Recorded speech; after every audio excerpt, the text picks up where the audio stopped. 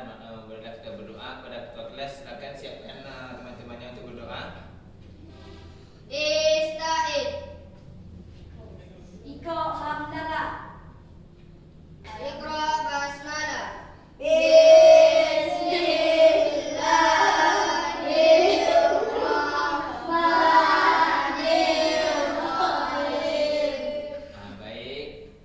Alhamdulillahirabbil wassalatu wassalamu ala asrofil anbiya'i wal mursalin wa ala alihi wa ashabihi rasulillah ya jamain. Rabbi shrah li sadri wa yassir li amri wa hlul 'uqdatam min lisani yafqahu qawli. Baik, selanjutnya sebelum kita belajar, mohon dirapikan mejanya dan coba cek di samping-sampingnya apakah ada sampah. Baik. Untuk hari ini siapa yang hadir? Hadir semua? Hadir. Semangat ya kelas ini. Baik, sebelumnya untuk materi kita pada minggu kemarin itu adalah Bani Umayyah. Bani Umayyah itu adalah salah satu Bani Islam dalam peradaban Islam yang besar yang didirikan setelah masa Khulafaur Rasyidin dan didirikan oleh Muayyah bin Abi Sufyan pada tahun 661 Masehi dan berpusat pada kota Damaskus. Nah, kekuasaan Bani Umayyah itu sangat luas sehingga menyebabkan terjadinya pertukaran budaya, baik budaya bangsa Arab, Persia, Romawi dan Bizantium. Nah, sinilah tujuan pembelajaran kita pada hari ini untuk mengetahui perkembangan budaya yang ada pada masa Bani Umayyah.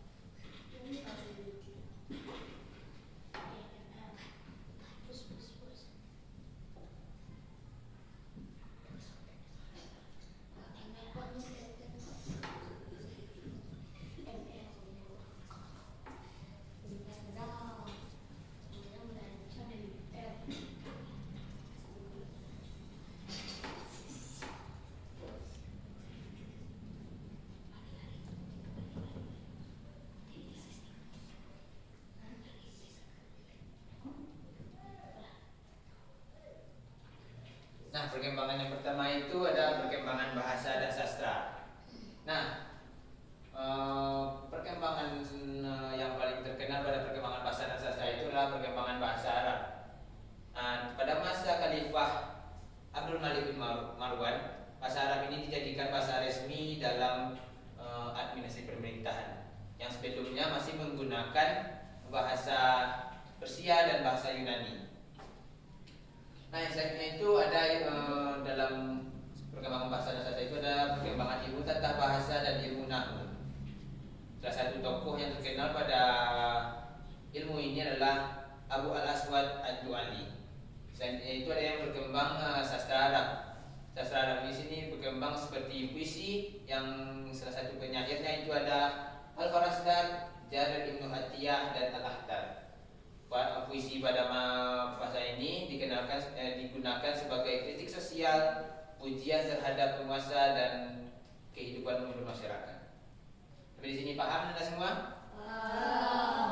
Oke, selanjutnya itu yang kedua itu ada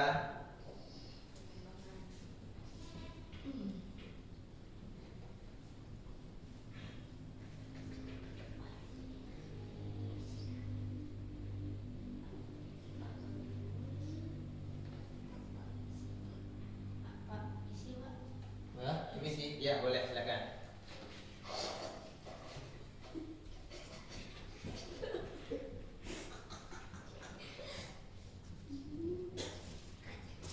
Isi pulang, Pak.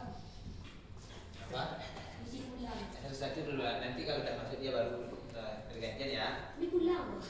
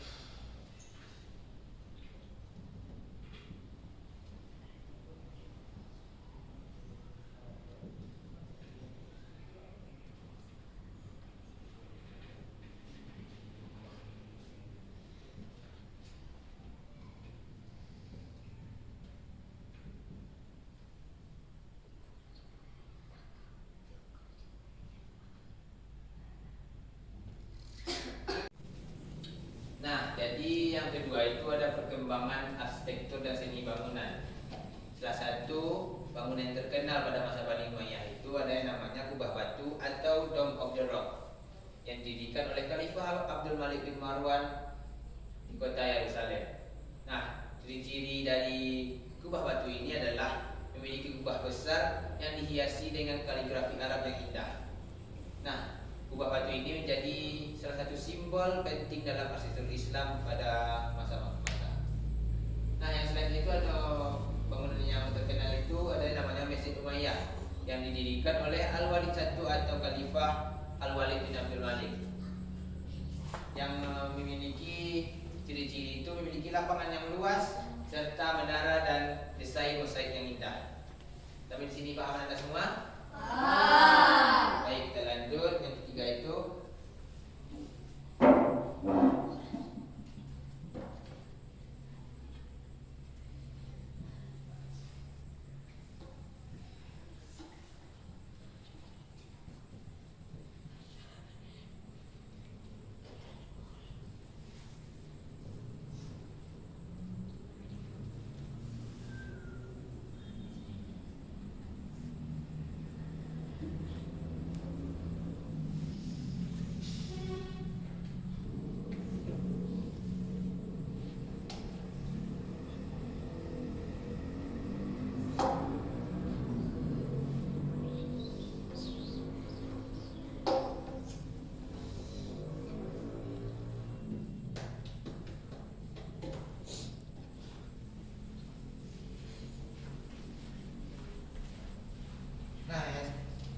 yang selanjutnya itu ada namanya perkembangan ilmu pengetahuan. Pada masa Bani Umayyah masih menjadi dasar-dasar ilmu pengetahuan yang puncaknya ilmu pengetahuan itu berkembang pada masa Bani Abbasiyah. Nah, pada masa Bani Umayyah ini berkembang yang namanya ilmu keagamaan. Ada 3 ilmu keislaman pada masa Bani Umayyah itu namanya ilmu tafsir, ilmu hadis, dan ilmu fikih. Pada masa Bani Umayyah itu ada salah satu tokoh ilmu hadis yang terkenal pada masa itu yang namanya Imam Az-Zuhri, yang dikenal sebagai tokoh yang mengumpulkan hadis secara sistematis. Nah, yang kedua itu ada ilmu kedokteran. pada masa Bani Umayyah ini salah satu tokoh yang terkenal pada masa ilmu kedokteran itu namanya Ibnu Adhal, yang dikenal sebagai dokter di sana pada masa Bani Umayyah. Baik, sampai di sini Anda semua paham? Paham. Boleh Bapak hapus? Boleh.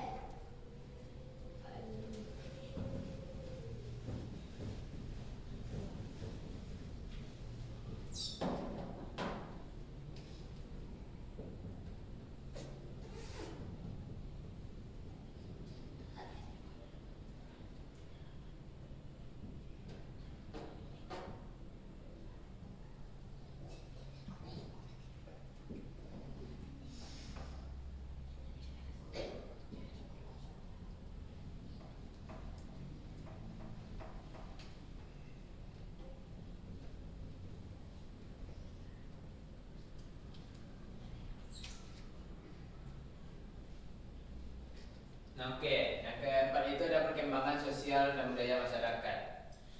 Karena luasnya pemerintahan kekuasaan Bani Umayyah pada saat itu, maka yang dari Asia Barat hingga ke Afrika Utara sampai ke Spanyol, daerah-daerah Eropa itu, maka terjadinya pertukaran-pertukaran budaya dari budaya bangsa Arab, bangsa Persia, dan lain-lain. Pertukaran seperti makanan, pakaian, hingga kebiasaan sosial. Nah, dijadikan 3 kota menjadi pusat perdagangan dan kebudayaan, itu kota Damaskus, Cordoba, dan Kairouan.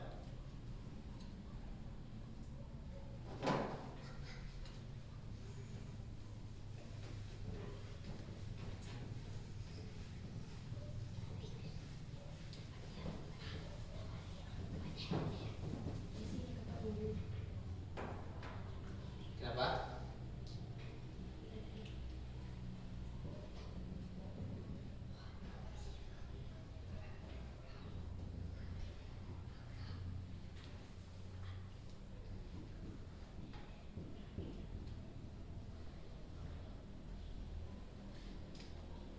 Nah, selanjutnya itu ada kemunduran dinasti Umayyah. Nah, yang disebabkan beberapa faktor. Yang pertama itu ada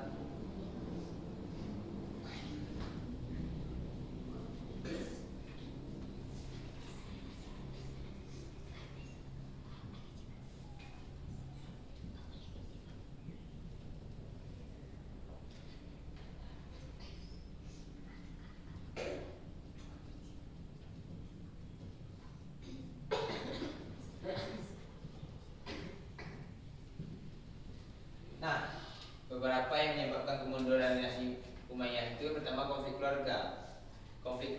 Terjadinya konflik keluarga dalam pemerintahan itu yang menyebabkan pemerintahan menjadi tidak stabil. Nah, yang kedua itu adanya protes bangsa Arab. Pada masa itu bangsa Arab merasa tidak adil dalam pemerintahan pada masa itu. Nah, yang ketiga itu ada penyerangan dari kaum oposisi. Kaum oposisi di sini terdiri dari kaum Ali bin Thalib, Syiah, dan Khawarij, yang menyebabkan runtuhnya dinasti Umayyah.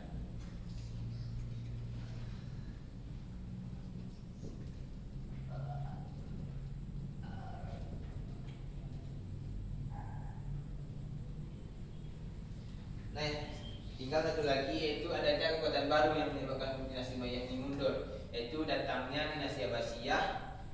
Dengan datangnya dinasti Abbasiyah itu mendapat dukungan penuh dari masyarakat. Nah, sampai di sini paham Anda semua? Paham. Oke. Mungkin itu aja materi kita pada hari ini. Untuk kesimpulannya bahwasanya dinasti Umayyah ini mundur karena adanya perang zat antara dinasti Umayyah dengan dinasti Abbasiyah, dan dinasti Umayyah itu kalah dengan dinasti Abbasiyah pada waktu itu pada tahun 750 Masehi, dan itu menjadi akhir dari pemerintahan dinasti Umayyah dan menjadi awal kebangkitan dari dinasti Abbasiyah. Oke, sampai di sini paham Anda semua? Paham. Oke. Untuk pertemuan besok Bapak akan memberi PR untuk menghafal materi dinasti Abbasiyah, karena besok